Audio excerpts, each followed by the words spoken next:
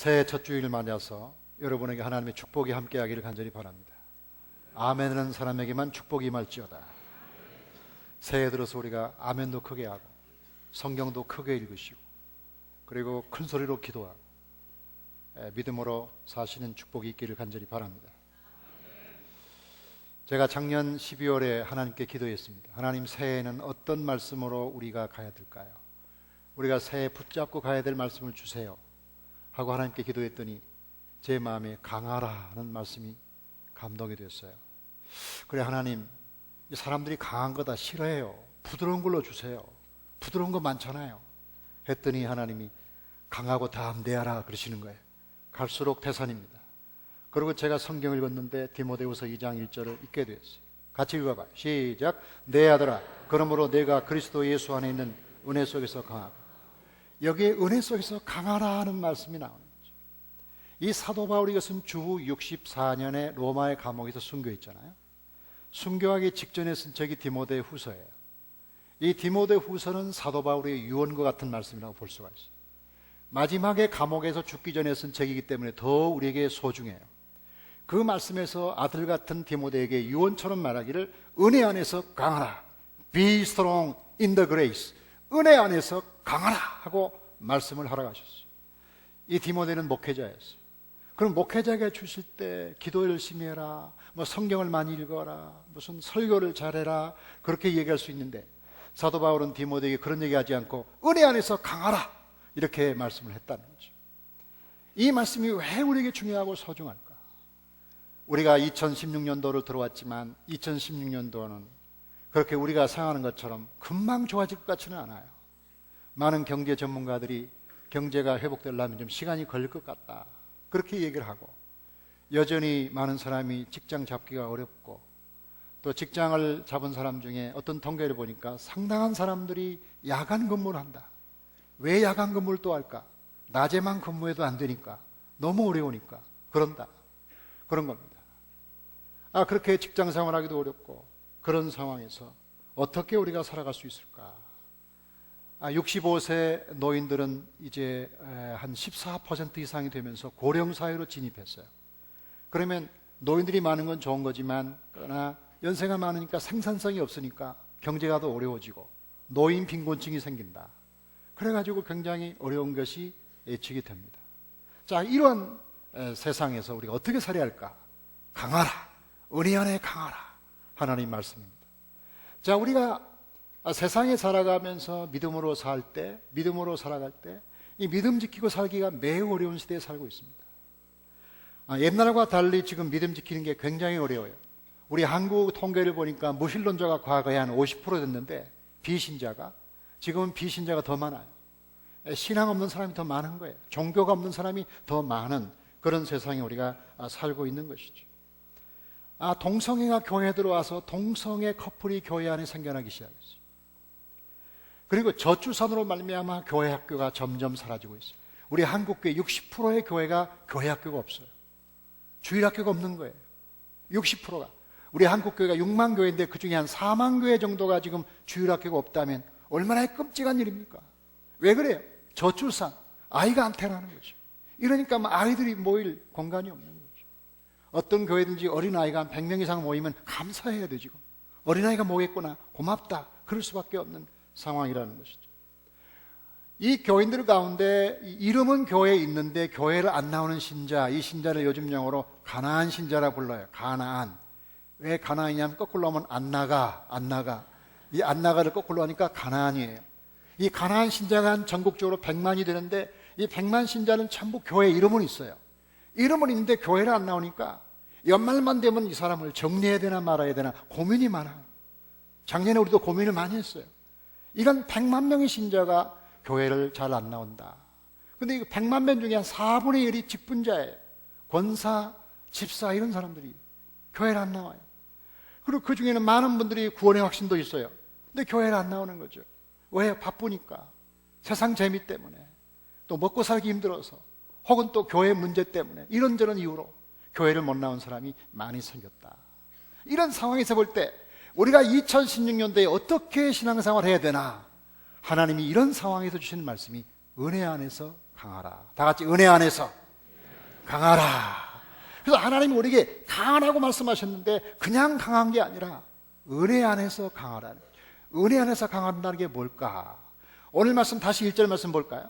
다시 보면 내 아들아 그러므로 내가 그리스도 예수 안에 있는 은혜 속에서 강하고 은혜 안에서 강하라고 말하면서 사도 바울은 세 종류의 모델을 보여주고 있다.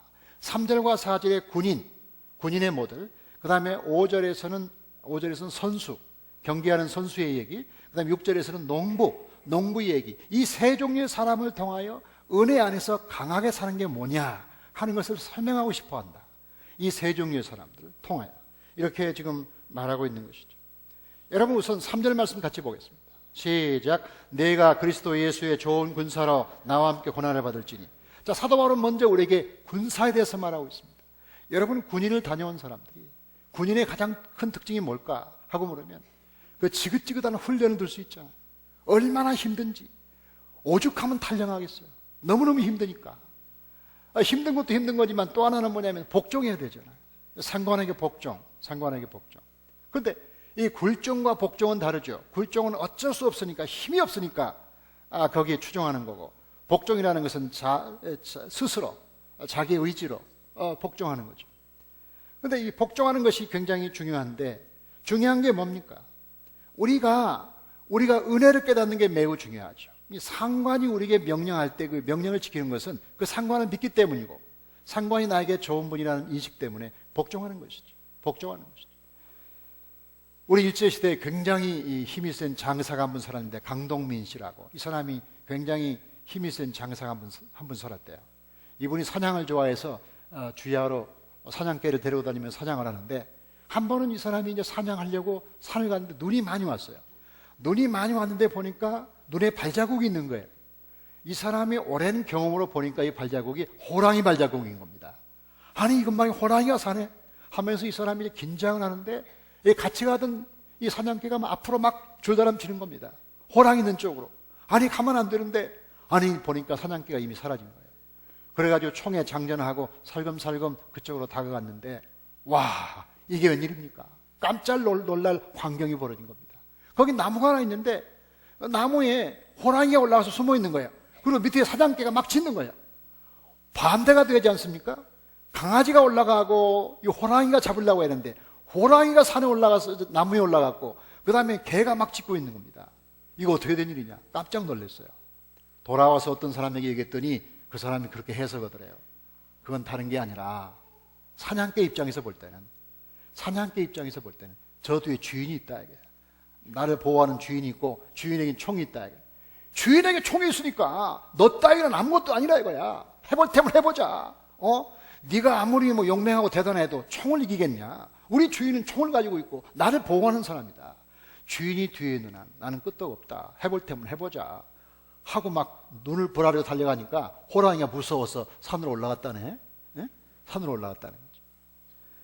제가 이 얘기를 들으면 생각한 게, 자, 우리가 어떻게 강해질 수 있는가? 우리 자신이 본래 강한 사람들인가? 아니잖아요. 본래 우리는 강한 사람이 아니에요.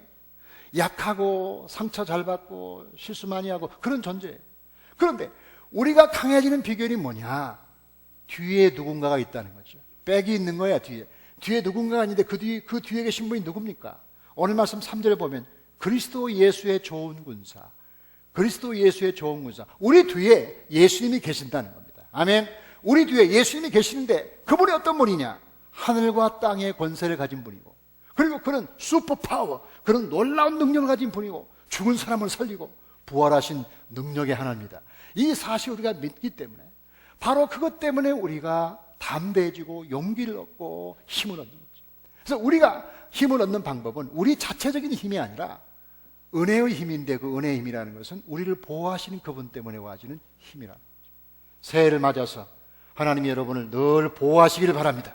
여러분 뒤에 친절하고 사랑 많고 능력 있는 주인처럼 여러분 뒤에 늘 따라다니면서 보호하시는 그 은혜 때문에 우리가 강해질 수가 있는 것이죠. 그래, 우리가 세 가지 싸움이 있다는 거예요. 보통 세 가지 싸움 뭡니까? 첫 번째는 자기가 자기를 위해 싸우는 거예요. 자기가 자기를 위해 싸우는 싸움은 아름답기도 하고 치열하기도 하지만 항상 이기는 건 아니에요. 우리가 우리 자신을 싸우는 것은 쉬운 일이 아니죠. 거의 지는 거죠. 많이 지는 거죠. 그 다음에 두 번째는 뭐냐면 내가 하나님을 대신해서 싸우는 싸움이 있어요. 하나님의 이름으로, 하나님을 위하여, 하나님을 대신하여 싸우는 싸움이 있어요. 조금 낫죠. 조금 낫지만 이것도 내가 싸우기 때문에 항상 이기는 게 아니에요.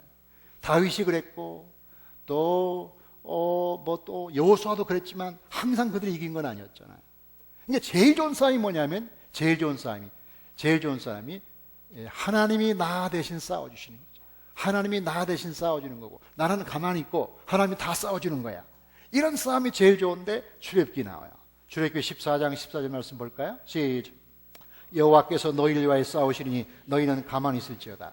여호와께서 너희를 위하여 싸운다. 우리가 싸우는 게 아니라 하나님이 대신 싸우신다. 이런 겁니다. 여기 가만히 있을지어다. 가만히란 말은 라틴어로 바가테인데 이 바가테라는 단어에서 베케이션이란 말 나왔다. 이 말은 뭐냐면 하나님이 우리를 휴가 보내시고 내가 싸울게. 너 휴가 가. 너 발리로 가든지 무슨 어디로 가든지 놀러 가. 내가 싸울게. 이런 뜻입니다. 우리가 놀더라도 하나님이 싸우신다. 그런 거죠. 하나님이 대신 싸우죠. 이 비밀을 알고 다윗이 그렇게 썼습니다. 시편 35편 말씀 보면 그렇게 다윗이 말했죠. 시작. 여호와여 나와 다투는 자와 다투시고 나와 싸우는 자와 싸우소서. 이 다윗은 이런 싸움의 비밀을 알았다는 거죠. 하나님이 싸울 때 내가 이기고 나는 아무 능력이 없는데 하나님이 대신 싸울 때 나는 거기에 수화가 되어 따라만 가면 그분이 이기는 거. 이런 경험을 그가 했다는 것이죠. 저는 새해를 맞이해서 우리 교인들을 위해서 기도한 가장 큰 제목이 이겁니다. 주님, 새해에는 우리 교인들에게 더 큰 은혜를 부어주시옵소서. 큰 은혜는 큰 믿음을 낳고 큰 믿음은 더 큰 승리를 낳습니다. 모든 것은 은혜로부터 시작합니다. 우리가 많은 은혜를 받아야 거기서 능력이 오는 겁니다. 모든 능력은 은혜에서 오는 것이죠. 하나님이 주시는 은혜를 많이 받으시길 바랍니다. 이철환 집사라고 이분이 교회 열심히 다니는 소설가인데 이분이 연탄길이라는 작품을 썼어요. 근데 어느 교회 집사인데 이분이 에세이를 썼더라고요. 자기 어린 시절의 이야기를 고백한 얘기. 이철환 작가인데요. 이 사람은 아주 가난한 집에 태어나서 그 아버지가 오남매를 두었는데 아버지가 무능해가지고 애들을 학교 다니지도 못하고 제대로 먹이지도 못해요. 그 어릴 때부터 아버지 원망을 많이 했다는 거죠. 아버지는 또 아버지 나름대로 못 배워서 별로 그렇게 아이들을 도와줄 길이 없는 거야. 그래가지고 학교 보내줘, 노트 사줘 그러면 못 사주니까 아버지가 속상하니까 밖에 나 소주 사가지고 맨날 소주만 마시고 그런 집에 자랐는데 한 번은 여름이 돼가지고 엄청나게 비가 쏟아지는 것이에요. 폭우가 쏟아지게 됐어요. 비가 너무 많이 오다 보니까 지붕이 뚫려가지고 거기서 막 비가 새게 됐어요. 비가 새니까 엄마 애들 다 해가지고 양푼 모든 그릇을 다 갖다 놓고서 비가 떨어지니까 안방에 그 한 칸짜리 단칸방인데 그나마 비 떨어지니까 그래가지고 이렇게 하는데 보니까 아버지가 사라진 거예요. 아버지가 제대로 어려울 때 가족들을 지키기라도 해야 할 거 아니야. 먹이지 못하면. 이런 때 아버지가 어디를 도망가가지고 아버지가 없는 거야. 해가지고 애들이 전부 아버지를 원망하면서 아버지 뭐 하는 사람인지 모르겠다고. 그러는데 이게 밤이 지나도 안 들어오고 새벽에도 안 들어오니까 걱정이 된 겁니다. 이제 식구들이 이제 아버지 찾으러 간 거야. 아버지 이름을 부르면서 아빠 부르면서 찾으러 갔는데요. 아버지가 없는 거야. 밤새도록 찾아도. 그런데 날이 훤하고 이제 날이 좀 밝아오는데 아버지가 보이는 거죠. 자, 아버지다 보니까 지붕 위에 계시는 거예요. 지붕.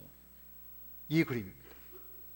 지붕 위에 그리는데 아버지가 뭐 하는가 봤더니 밤새도록 우산을 들고 뚫어진 지붕 위에 우산을 들고 그 집에 비가 안 새도록 우산을 들고 서 있었다. 앉아 있었다.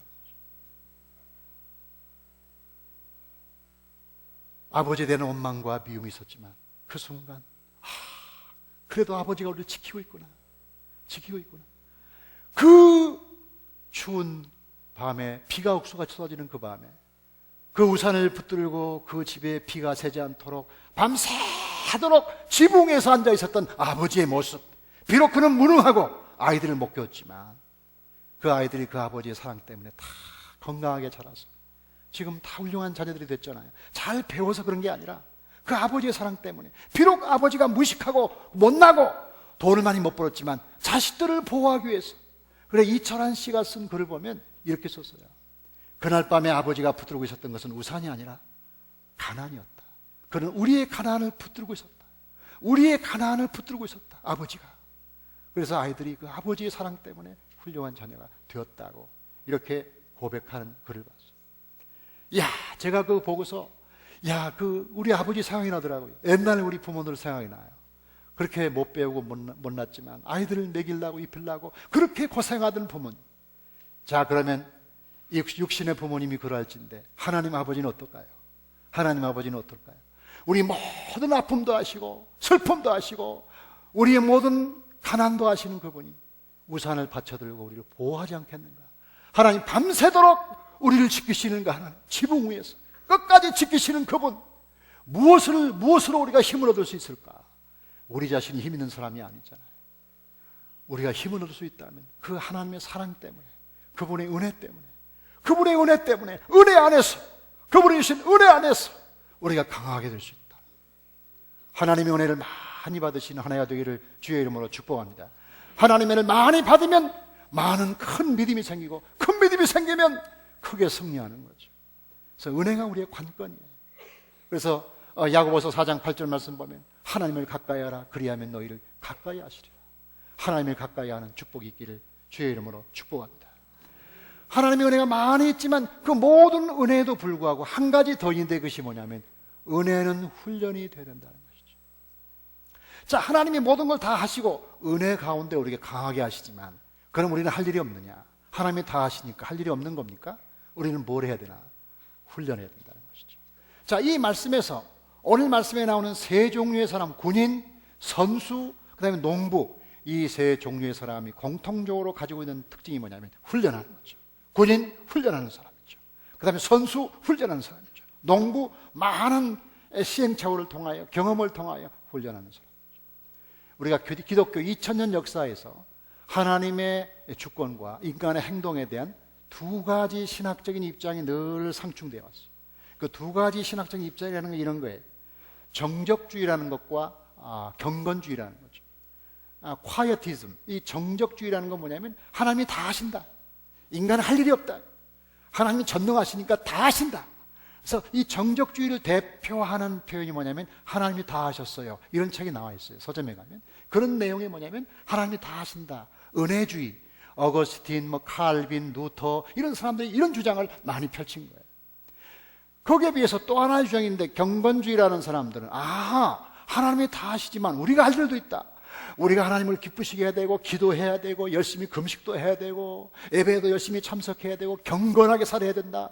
우리가 할 일이 많다. 그러면서 우리의 인간적인 책임을 강조하는 신학이 또 있는 것이 경건주의, 파이어티즘, 경건주의라는 거죠. 그러면 이 정적주의라는, 하나님이 다 하신다, 여기에 은혜가 있고 우리가 할 일이 있습니다, 이것은 훈련이라면 이 은혜와 훈련은 같이 가야 된다. 그래서 이것이 가끔 상충을 일으켜요. 하나님이 다 하시는데 뭐 내가 할 일이 있나? 그리고 인간의 나태를 합리화시킬 때가 많아요. 또 인간이 다 하는데 뭐 하나님 뭐 할 게 있나? 하고 생각할 때가 있지만 이 두 가지를 조화해야 돼요. 하나님이 다 하세요. 그런데 하나님이 나를 통해서 하세요. 이걸 믿어야 돼요. 따라합시다. 하나님이 다 하십니다. 그런데 나를 통하여 하십니다. 이게 두 개를 합친 거예요.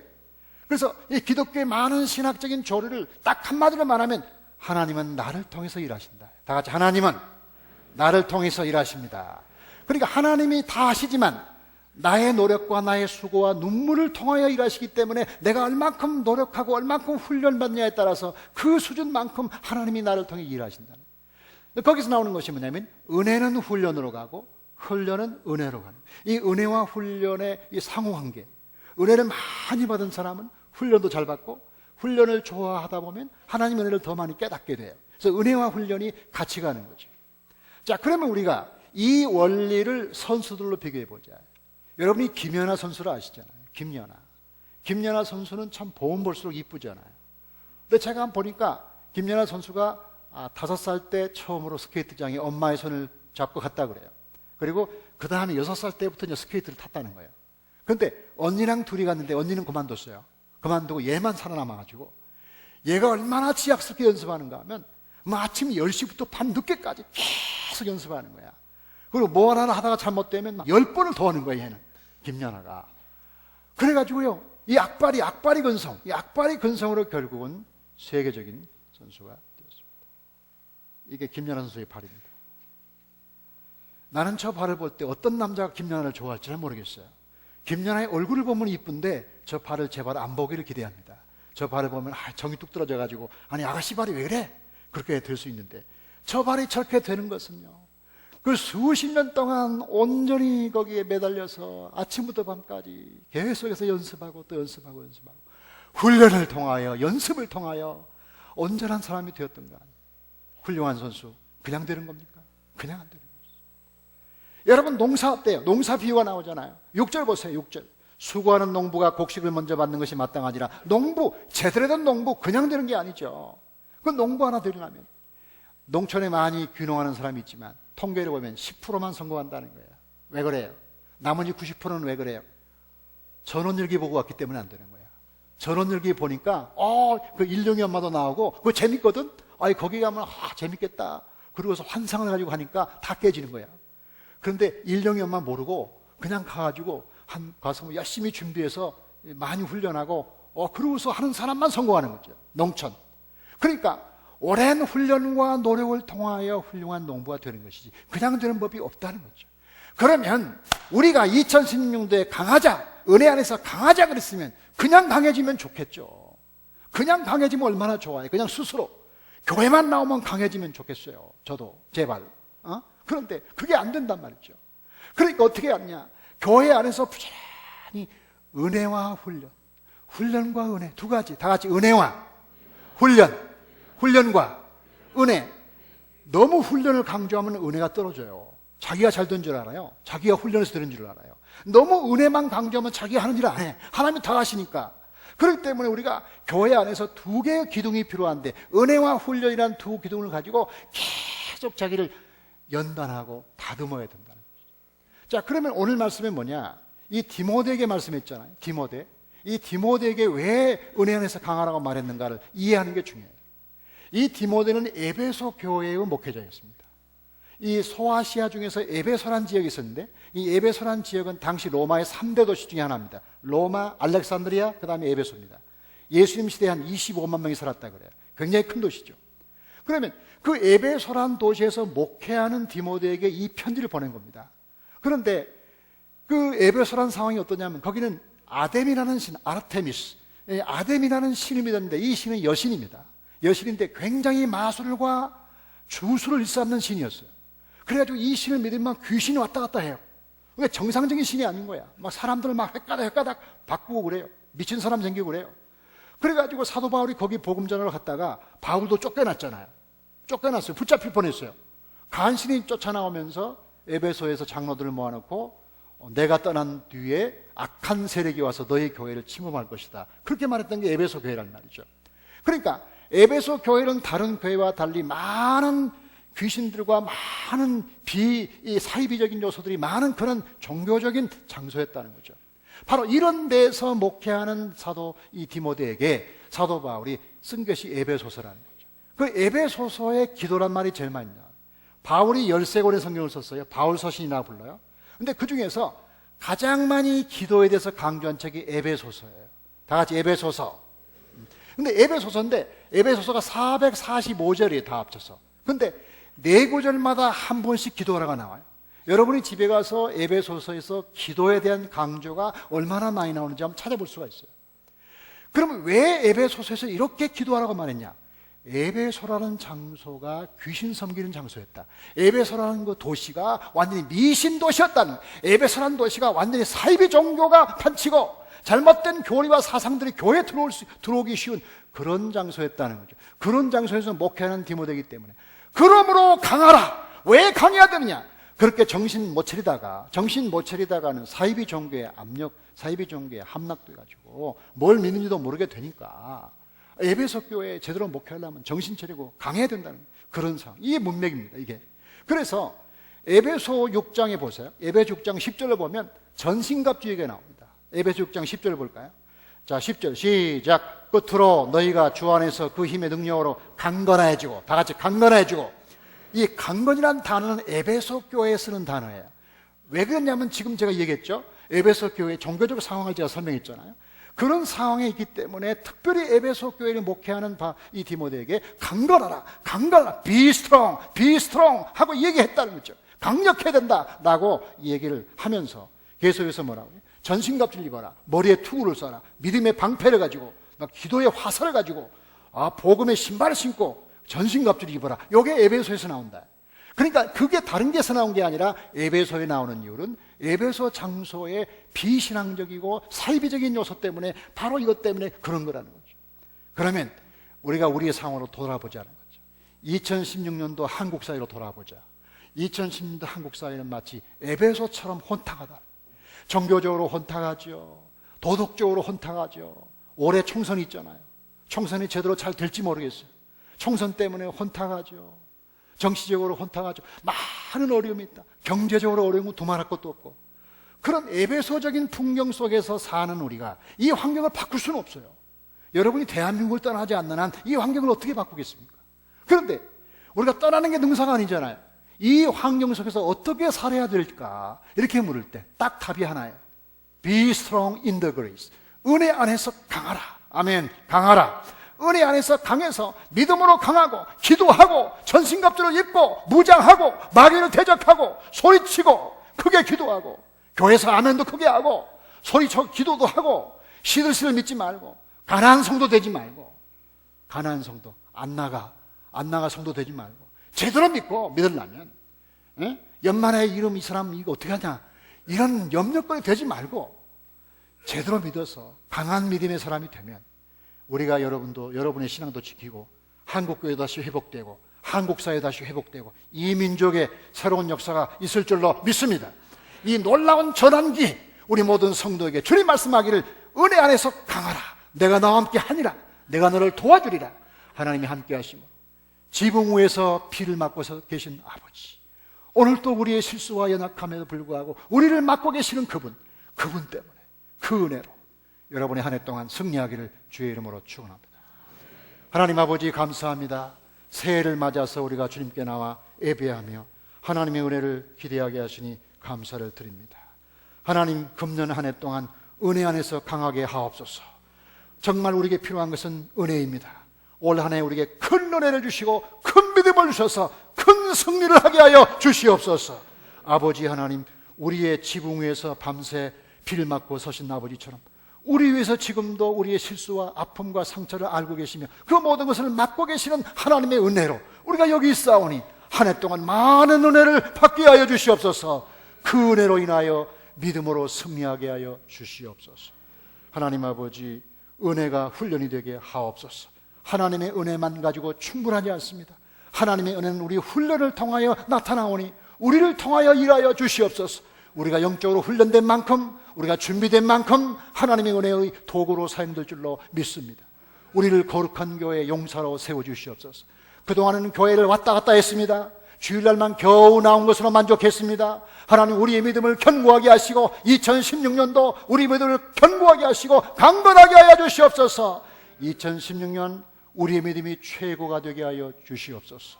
하나님 아버지, 우리를 견고하게 하시고 붙잡아 주셔서 세상을 이기게 하시고 담대하게 하시고 승리하게 하여 주시기를 바라며 감사하고 우리 주 예수님의 이름으로 기도하옵나이다. 아멘.